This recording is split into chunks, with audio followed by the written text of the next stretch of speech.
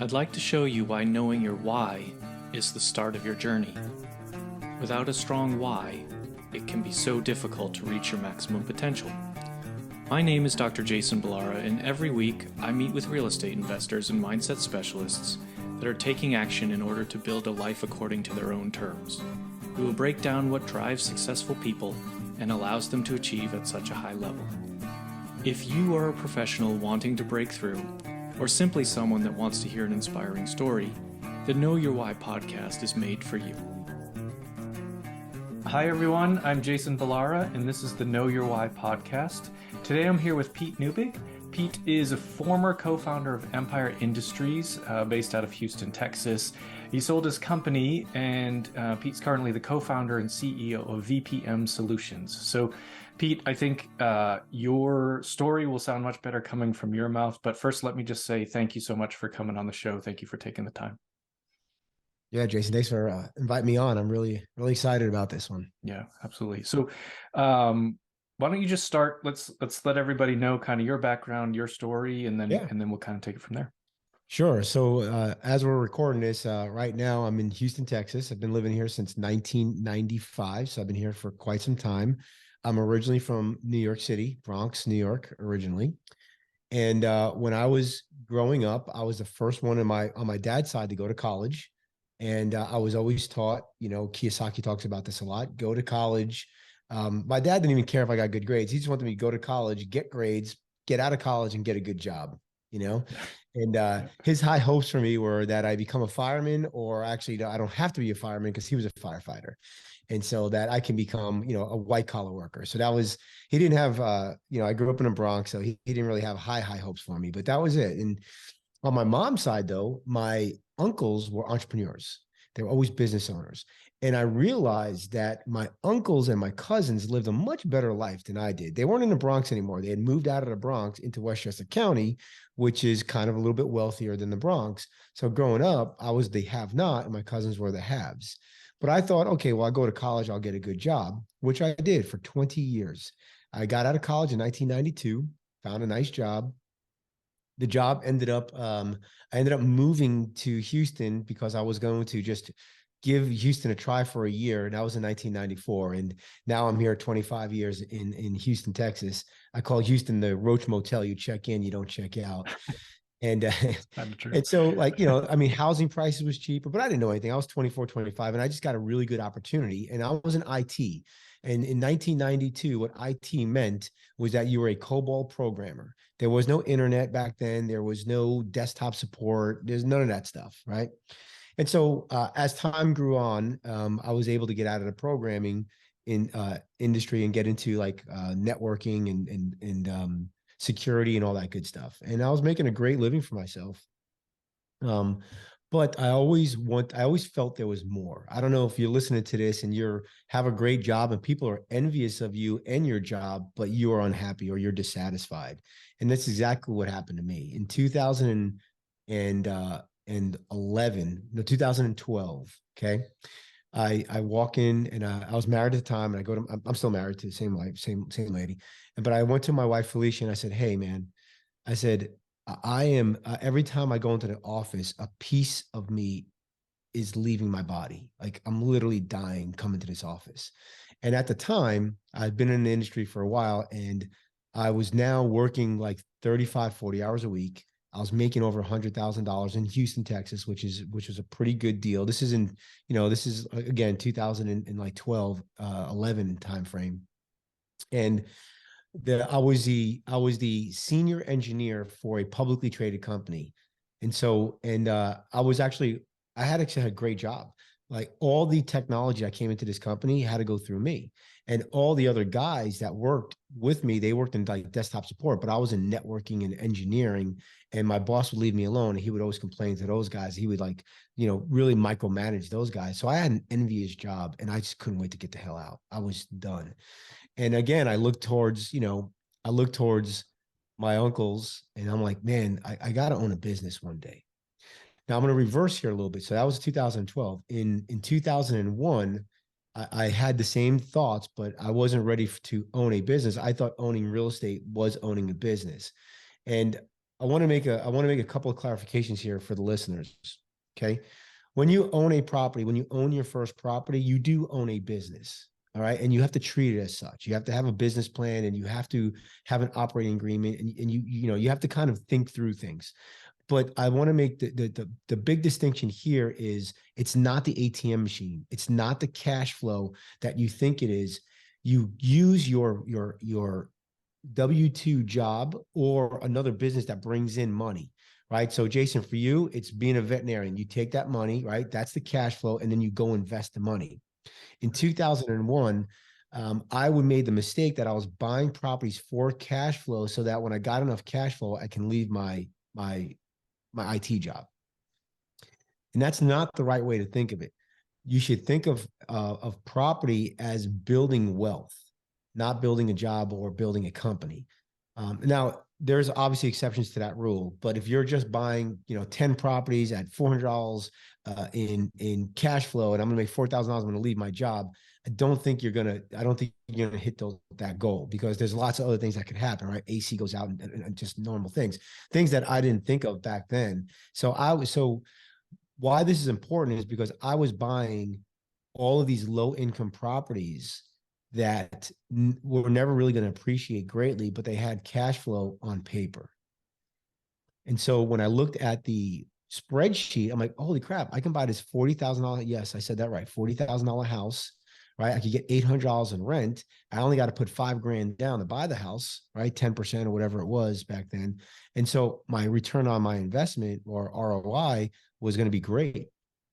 But if anybody has ever bought Class D or D minus properties, you know that there's these things called people, and people do stuff like take your electric, like steal your electric wire out of your house or steal your AC units. I call them parting gifts, right? So getting they leave and they win hey, I want a stove, I want a refrigerator, I want AC units. They take stuff with them. Yeah. Right. And so your cash flow is never your cash flow. And looking back now, the stuff I bought in 2001 I bought for 40,000, they're worth like 100,000, which is great. It's a great appreciation over 20 years. But the one house I bought in a nice area, the Class B property, that house I bought for 80,000, and today it's worth 350. So it's just a much bigger numbers. And so so early on I made the mistake, and I bought so many properties though. So this was a good thing, I guess. I bought so many bad properties that I needed a management company. So I ended up having a business partner, Steve Rosenberg, who hopefully you'll get on your podcast one of these days. Steve and I met in a local real estate investment club. And so Steve reached out to me, and he was going to buy a small apartment complex. And I owned one. I owned a 52-unit apartment complex in Kashmere Gardens. If you're familiar with Houston, it's called the Fifth Ward. And it's basically it's basically like probably the roughest area of Houston. To give you an example, there's a show called show on A&E called Drugs Inc. And I thought it was, I'm like, oh, Drugs Inc. And then it said, Houston's historic Fifth Ward on Drugs Inc. this week. I had no idea what it was. It's all about like the drug traffickers and the gangs and all that stuff. And then lo and behold, I see I didn't see my apartment complex on there. Thank you, baby Jesus. But what I did see was like down the block from where my apartment complex was, they had a lot of video, and they're interviewing people. Right, I'm like, all right, these guys definitely were at my apartment complex at some point in time. Again, lesson number 2 is, don't buy the low level stuff. If that's all you can afford, find partners and buy the Class B stuff. And that has been, I bought 2 Class D buildings and a Class C building. I made money on the Class C, I lost my life savings on one of the Class Ds, and I lost all my investors' money on the other Class D. So if that tells you any math right there, you make money on the C. I would have made more money if it was a B. Right. On the B stuff. So Jason, I could tell you stories upon stories, but I'm going to tell you my mindset, and I promise it's all coming back to 2012 again. Steve and I ended up buying 31 homes. We had no idea what the heck we were going to do because we loved the idea of buying. We loved the idea of negotiating. It's like dating, right? When you're ready to buy a property and you find and you're doing all the, you kind of reviewing it, checking it out, you're negotiating with the seller. It's awesome. But once you buy it, it's now you have it, and you're going to hold it long term. it's like marriage. And marriage just isn't as sexy as dating, right? Let's be honest, right? Like it can be, but it wasn't for us. And we realized that the properties, we hated managing them. They weren't full. They were people weren't paying. Maintenance was terrible. We couldn't find right maintenance people. So we said, okay, we need to find a management company so that we go out and buy stuff. And originally, our plan was Steve and I were going to buy, I think it was like, I don't know, something stupid, like 500 properties. And we're going to own 500 properties. And that we were going to retire on the 500 properties. And that's what we were going to do. We got to 32 and the house of cards just kind of collapsed, right? Yeah. It's like just people like, not paying rent. And so we go look for property management companies. And while we were doing our research, I realized that one, no one would take our properties because they were in the rough areas, and the property managers were smart enough not to take, $50 a month for a property that's going to be a problem. And then two, I felt I could build a better mousetrap. So Steve and we decided, okay, let's create our own management company, but the sole purpose was to manage our own properties. So we created an org chart. We put it, we create all these different boxes. Steve in half the boxes, I'm in half the boxes. And so we decided we're not going to step on each other's toes anymore, because he would call a resident, then I would call a resident. He would be, like we were just we were doing the same thing, and it was like there was no structure. So we created structure, and we started creating a management company out of a need. And then I look up and I'm like, wait a second, it's a year later, and we did this in 2010. By 2011, we're managing 62 properties, but I only own 31 properties. I said, well, how do we get here? Well, when you're a real estate investor, you know other real estate investors. When you solve a challenge, they want you to solve their challenge. So we started third party managing properties, not knowing what the heck we were doing. And in 2011, what I noticed was at the end of the year, my properties didn't make any money. Yet again, I had to go into HIP National, right, to our pockets and find money to pay for taxes and insurance I would do at the end of the year, because we ran these properties so poorly that even though we didn't have much P&I, principal and interest on the note, we still at the end of the year, because we weren't escrowed, right? So we had to pay tax insurance at the end of the year. And at the end of the year, we had no money because maintenance was killing us, evictions, uh, you know, no rent coming in, things of that nature, vacancy. So, but what we realized was the property management firm made money. So a little light bulb went in my head. I'm like, maybe I should really start looking at third party managing and getting rid of some of these properties. So in 2012, that's when I had the conversation with my wife about a piece of me dying every day.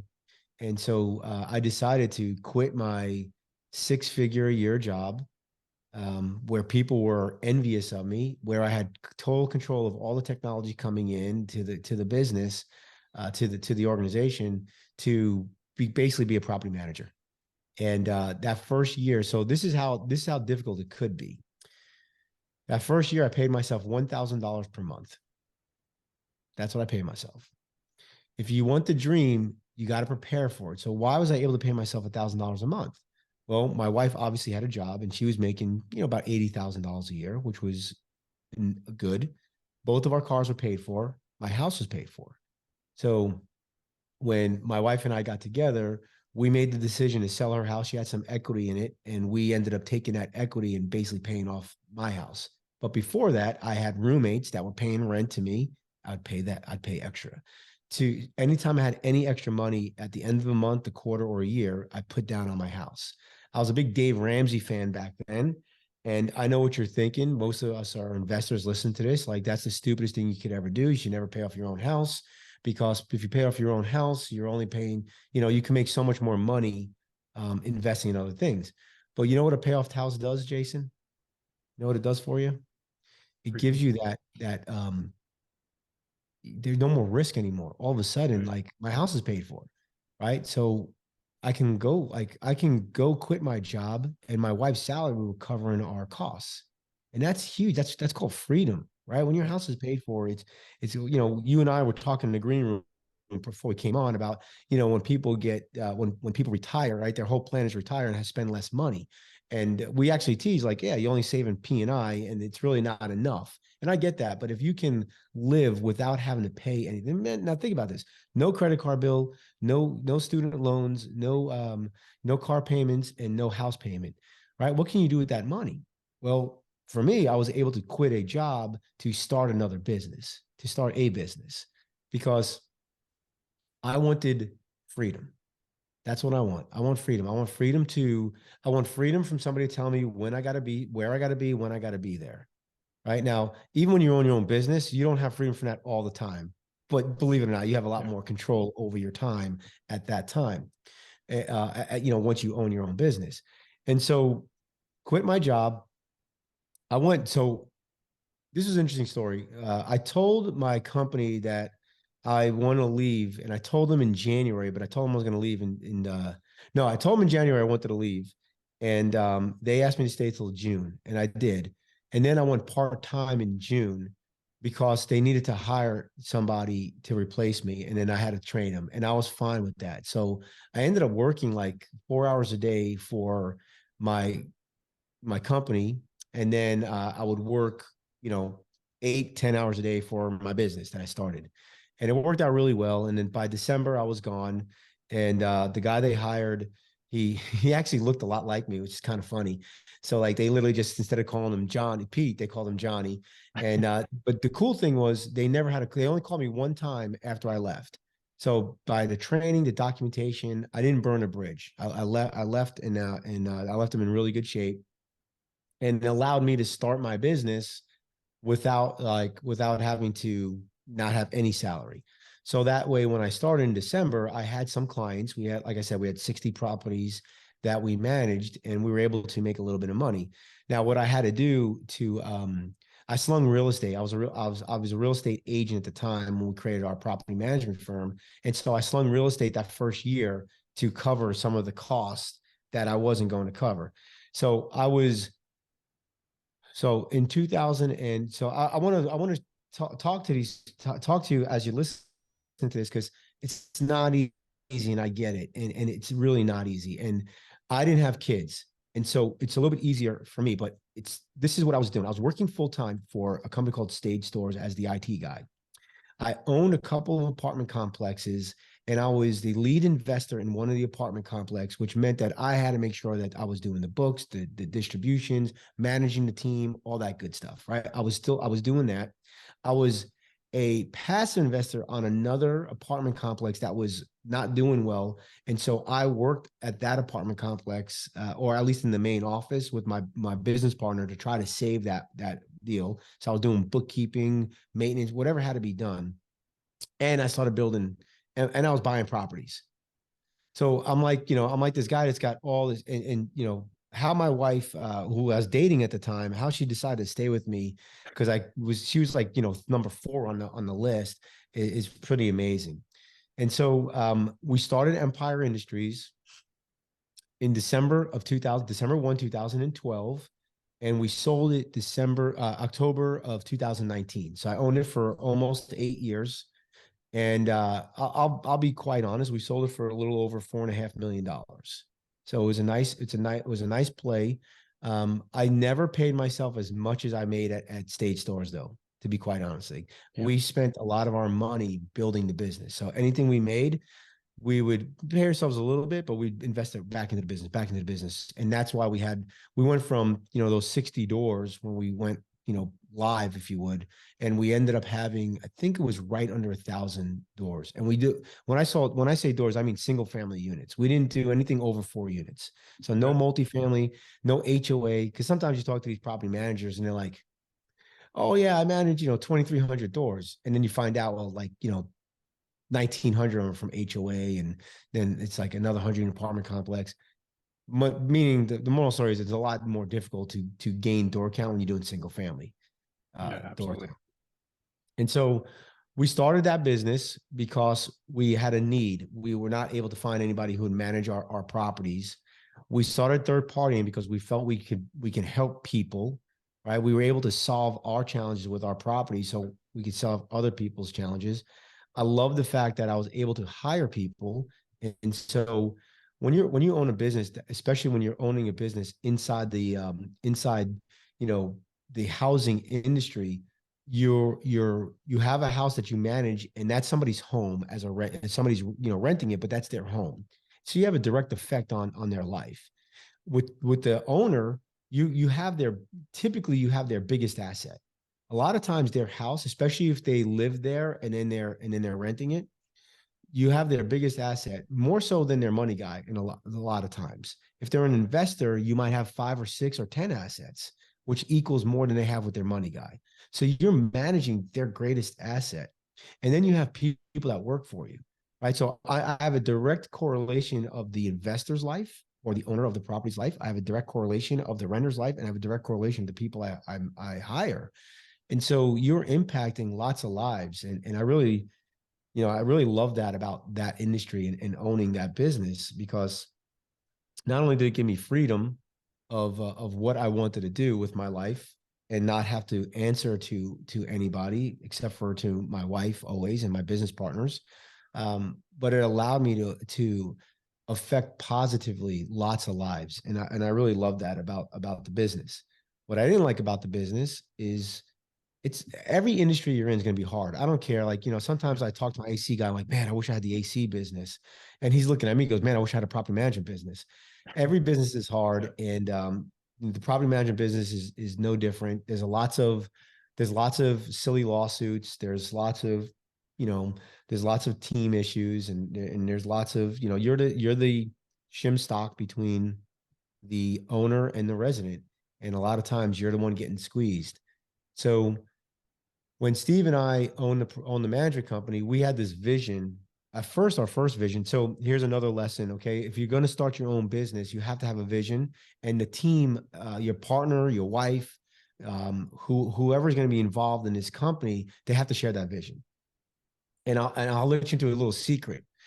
When you first start the business, your vision is really small, and you don't think you can hit the vision. An example, at Empire, our vision was 300 doors. And we just came up with that because we heard somebody in some conference say that they were profitable at 300 doors, right? That's called a self-limiting belief, self-limiting vision, whatever you want to say it. But then what happened was my vision and Steve's vision really became different. Like when we got to close to 1,000 units, I really thought that we can own a really nice property management firm at 1,500 units and just be in Houston. And we were in 3 markets already. And Steve wanted to be 150,000 units across the United States. That vision was completely changed, and it ended up fracturing the business. So when people say, why did you sell?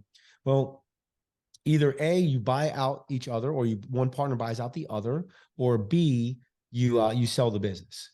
And but option C of keeping both in the business is not an option. It doesn't work that way, right? So if you have people that want out, so for example, if you guys are doing syndication, or you're finding partners to buy an apartment complex, and let's say you get $100,000 from 4 people, and so you buy this apartment complex, and somebody wants out, well, the only way to get them out really is to buy them out. It's really the best way, or sell the damn thing and get everybody out. But trying to keep them in is just going to make that business partnership much more difficult. And if you're friends for 20 years and you built this great business, the last thing you want to do is keep somebody in against their will. So we sold to a company called Mind Management out in Northern California, a venture-backed company. And the reason why we sold is because they were doing what our vision was. They were getting across the country. They wanted 150,000, 200,000 doors across the country. So we took jobs with them, and I lasted 18 months because I told you I don't like working for other people. When I sold that business and I started working, they gave me this really nice title. I think it's like, I don't know, it's like regional vice president, or I don't know, head honcho of properties, something crazy. And I hated every minute of it, man. I lasted 18 months, and I realized pretty quickly that I am unemployable. And so I had to figure out I figured out quickly I needed to do something different. And so my new venture is Virtual Property Management Solutions, or VPMsolutions.com. And VPM Solutions is an online platform that connects the real estate industry with remote team members, right? We all know that right now the big challenge in this country is finding people who are willing to work and giving them the low level, low enjoyment tasks at a decent price, right? People with GEDs want 50,000 a year now, and if you want like a maintenance coordinator and just to answer calls and follow up, it's hard to pay somebody $50,000 a year to do that. So with our system, you can find people in second and third world countries, pay them a fair wage based on their where they live. For example, a property manager in California is making $150,000. A property manager in Houston's making $75,000, right? So it's just because of cost of living. So if I can find somebody in Mexico, they might make $10 an hour. If I can find somebody in the Philippines, they might make $4 an hour. And that is equal to their cost of living. Like that's a good salary. And I know people in the US have a hard time kind of, conceptualizing that. So just think of if you're going to pay somebody in the West Coast versus somebody in Arkansas, you're going to pay them different. Well, you're going to pay them different if they live in like Mexico or whatever. So that's what we decided to do. So when I sold the business, I started working on this new product, and this is a complete technology play, completely different than the service-based industry. What I like about service-based industry, so if you are, if you're sitting there thinking that you want to get into your own business because you want to be your own boss and you want to, have freedom, I can tell you that if you don't build a business correctly, you'll never have freedom. You'll be a slave to your business. You have to make money with the business. But I like a service-based business because a lot of us don't have extra cash running around. A lot of us just don't have $500,000 sitting there to then invest in a business that may or may not work. When I started Empire, it's service-based business. I wore every hat. I was a property manager, the maintenance coordinator, leasing person. Steve was the marketing guy, the sales guy. We all had, we each of us wore a bunch of different hats. As we made money, instead of putting it into my pocket, I would say, oh, look, let's hire Leon. Let's hire, Megan. Let's hire Katie. Let's hire Ross. And we would hire people. And so I was able to start that business with $0 out of my pocket. Now, I'm not making any money, but I didn't have to invest any money. Now let's fast forward to a tech play. With the technology company, I can tell you as of this date, I'm in about $400,000, right? And the company is making money now, but not enough to pay me salary yet. And I started this business in 2020. It's 2023 as the time of this recording. So it takes a little bit longer. Now, the positives are once this thing starts rolling, it becomes, you don't need as many people, there's not as many expenses, and the valuation becomes much greater.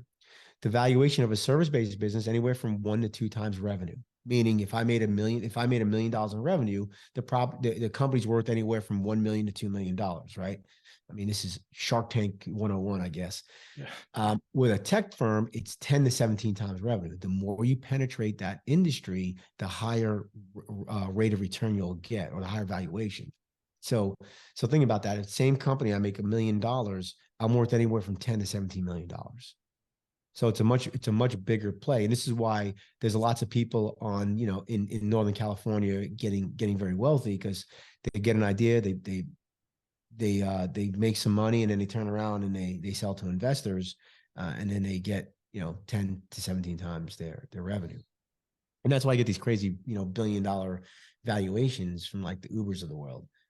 And so that's kind of the journey that we took, from employee to self-employed when I was doing all the hats, to business owner. And I have not got to the 4th quadrant. I'm giving you the Kiyosaki quadrants here, I guess, where investor, right? So I'm not there yet.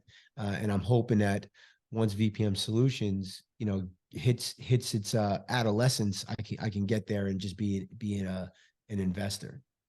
Yeah. So that's kind of on the business side. So I hope I answered it. If you want to talk about my apartment complex failures, we can do that, but I don't know if we're out of time, but I figure that's the high level.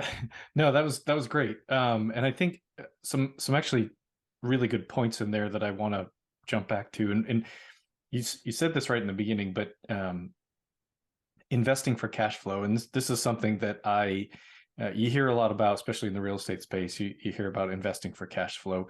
But what you said about, sort of needing a business or a job or something like that to create cash flow to then invest for equity, I couldn't agree with that more. I think if you are able to invest for cash flow, you already have money.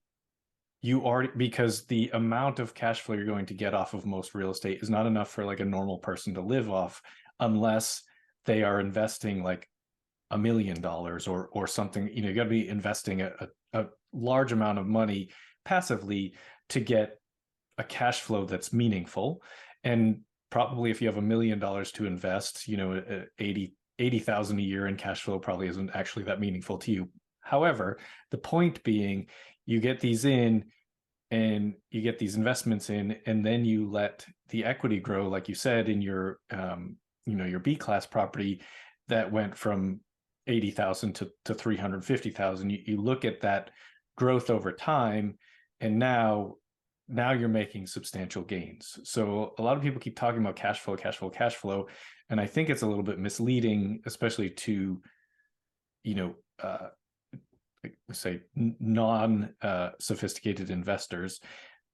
But you wrapped that into sort of needing to have a business or using your job to fund those investments or something. You do need some vehicle to create money, and then you go get that into investments. And that you touched on the Robert Kiyosaki, the 4 quadrants of now I'm like the name of that book. I can't remember the name of the book, but I heard him on a podcast, and he said he has businesses to create money to invest for passive income. That essentially that's the formula. Yep. You should invest for not just for cash flow, right? You should invest for wealth building. Right. What my understanding is, now that I'm doing, now I've done after I bought all the wrong properties, started doing some research, talking to some people, and the people who get wealthy are the ones who buy the properties that are going to appreciate. Mm-hmm. Right. So over time, you get this appreciation. That's where the magic formula is. And that's why it's like, okay, well, how do I know what's going to appreciate?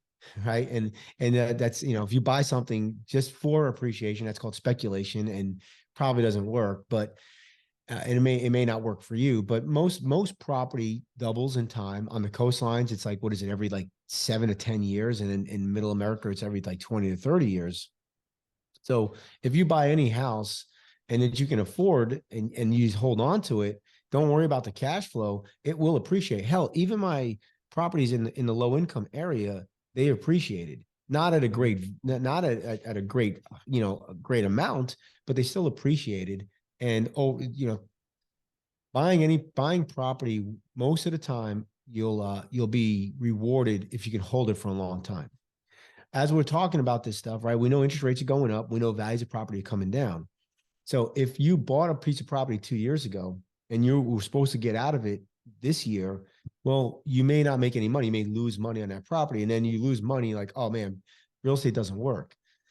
But if you could hold on to that property it's not going to come back for, let's say, 7 years, right? There's a cycle that happens. But let's say you hold on property for 7, 8 years. Well, not only do you not make, you don't lose the money, but you'll actually make a lot more money. And that property will double again over time. It might be 20, 30 years, but it will. But when I was buying my properties just on cash flow, I was like a sniper, and I was looking through that sniper hole, and I was only looking at cash flow. I was only building my spreadsheets and like looking at cash flow. I never thought about principal pay down or appreciation. And of course, I didn't have any money to worry about depreciation at that time. But I was only looking at one leg of a 4-legged stool or a 5-legged stool. And if you're gonna buy just on that, most likely you're gonna lose in the short term. Yeah.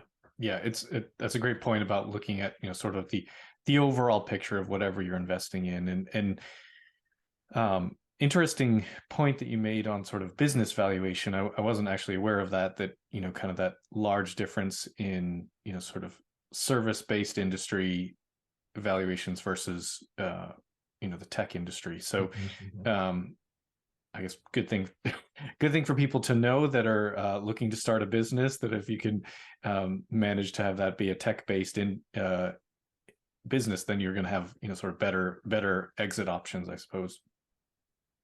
But 100%. A lot of these venture capitalists that buy into so Mind is it's positioning itself as a tech business. They bought Empire. Empire was what? Service-based business. But Mind is building their own tech to manage the properties. So they want to they desperately need to be a tech business to get the valuation that they want to get. They'll never get that valuation being a property management business. Another example is if you remember WeWork, I think they're still around, but there's another company called Regis. Regis valuation was nothing like WeWork because Regis was just we have properties and we basically rent them out to businesses, right? In short term. And WeWork did exactly the same thing, but they got the valuation because they positioned or told the story that they were a tech-based business. And so that's why the valuations were so jacked up. And that's why WeWork ended up crashing, because finally people realized it wasn't a tech-based business. That is very fascinating to me. The way that sort of is structured. Your current business venture with VPM is essentially you want to describe it a little bit more, but like, I guess you're linking. I'll tell you here, it's like a dating service. Okay. Right. We connect the real estate industry. So property management companies that manage single family, multifamily, HOA management, vendors that support that property management industry. Right. So maybe it's a vendor that has self-showing lock boxes. Maybe it's a vendor that does AC work. Brokerages and realtors, they need transaction coordinators. They need social media folks, anything that's back end stuff that you don't have to be licensed, or you do not have to be physically at the property. Anybody can do, right? 2020 coronavirus taught us that, right? The pandemic taught us that people can work from remote.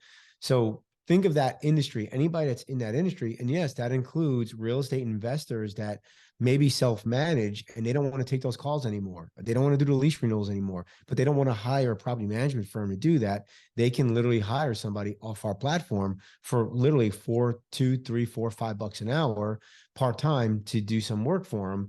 To maybe they have to send flyers or postcards because they want to, they want to farm an area. Maybe they have to do, CMAs, whatever it is for that real estate investor.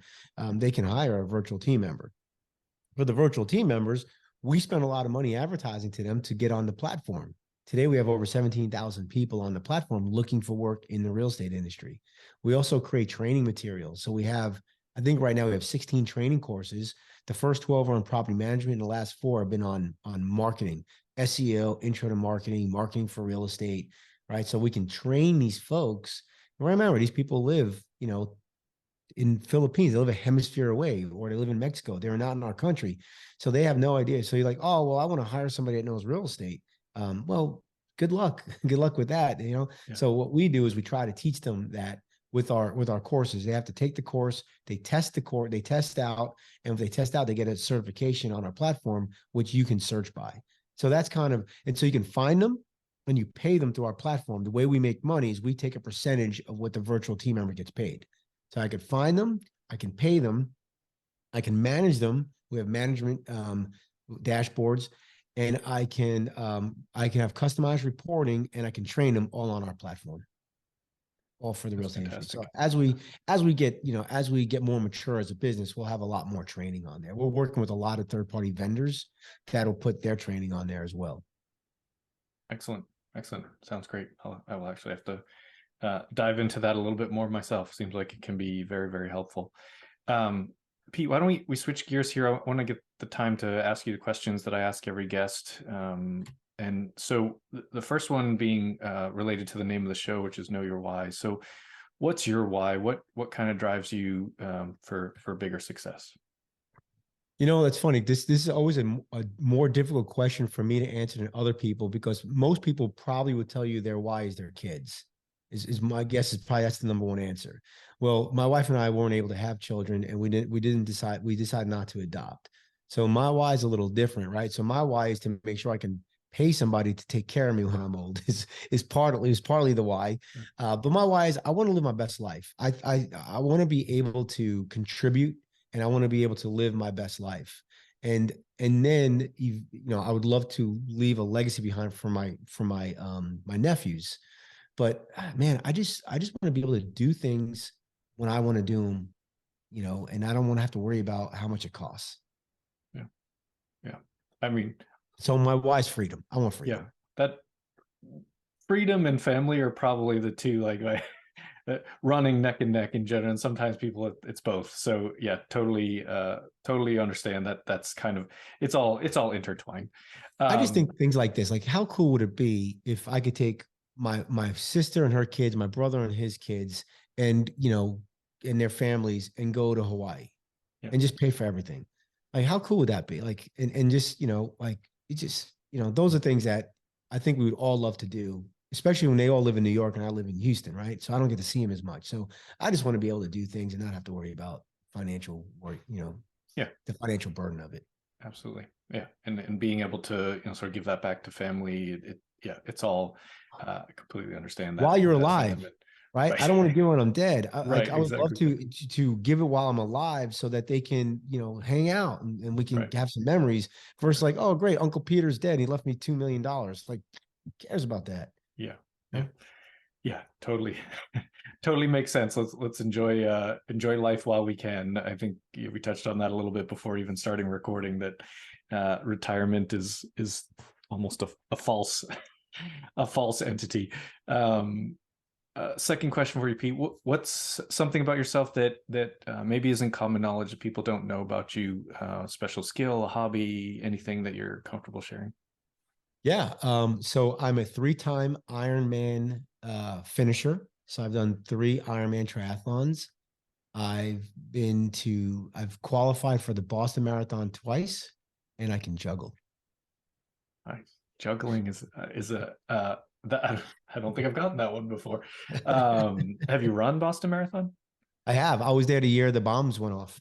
Oh wow, yeah. I I finished ran it. before they went off, but I was there. I ran it the year before that. So yeah, I and ran it the year before. I ran it 2 years. Yeah. I did not. I didn't qualify. Full disclosure, I didn't qualify. I ran via charity, but I'm from Boston, so it was important to me to get to do You had it that. before you moved out of there, right? Yeah. It So was. I'm from New York. I've never run the New York City Marathon, so Really, I need we to. I gotta need to do put that that. on the list. We gotta I do. make that one. That would be another good one that I think would be amazing to run. Just kind of obviously running through the city, and you're familiar with it, but I think just to Yeah, see, the almost like 5 as a boroughs. tourist, right? Yeah, Yeah. see the 5 boroughs. Um, when people hear this and they want to reach out to you, what's the best way to get a hold of you? Best way is probably email. I know I'm on all the social stuff, but honestly, I'm old school. So email Pete at VPM. So virtual property management, VPMsolutions.com. That's solutions with an S. Okay, and we'll put that in the show notes. Final question for you. What piece of advice would you give to someone who is starting out, and you can sort of take the avenue of real estate or business, but just someone starting out and need some advice as how to move forward? Yeah. So okay. So I'll answer both here. So because they're both very similar, right? If you're starting out in real estate, the first thing you need to do is find mentors. I think on both. If you can find mentors um, who have been where you want to go to, or they're where you want to go, you can skip a lot of steps. The best way to do that is if you can find a local real estate investment club in your market, that's going to help you tremendously. They'll tell you which books to read. They'll tell you, and of course, always self-educate. The other thing is, whatever you want to do not quit your job and then decide what you're going to do. Work like I talked to you. I had like 4 jobs before I quit my job that was making me the money. You have to work towards it. So if you want to start your business, don't quit your jobs like, okay, well, now I'm going to start a business and not know what the business is.